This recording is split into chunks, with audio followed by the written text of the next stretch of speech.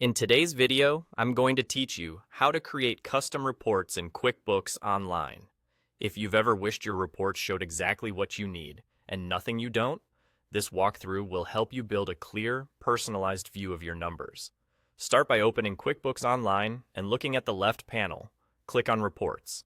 This is your reporting hub, where QuickBooks organizes built-in reports and gives you access to your custom ones. It's a good idea to think about the question you want the report to answer before you start, like who owes you, what you've spent, or how sales are trending, so your choices are intentional. Next, go to the Custom Reports tab.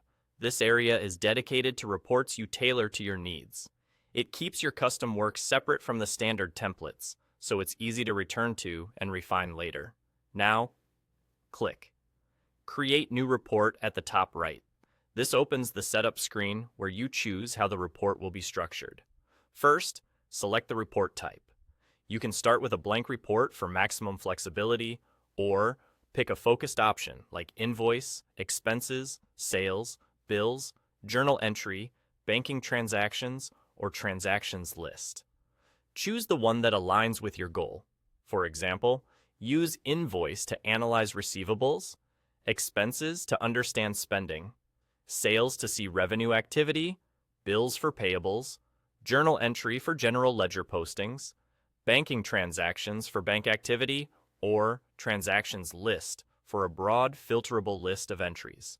Once you've made your choice, click Create to move forward. After your new report appears, it's time to shape it. Use the toolbar at the top to add or remove columns so the report highlights exactly what matters.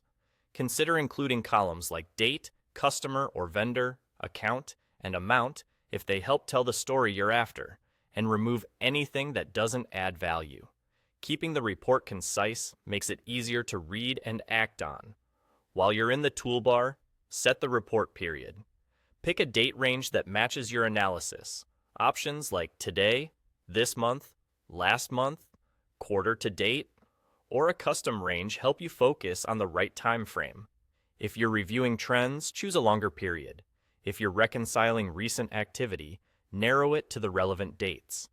As you adjust the period and columns, you'll see the results update, giving you immediate feedback on how your choices affect the view. And that's it. You've created a custom report in QuickBooks Online by selecting the report type, creating it, and refining it with the right columns and date range. With a few thoughtful adjustments, you can turn raw data into clear insights.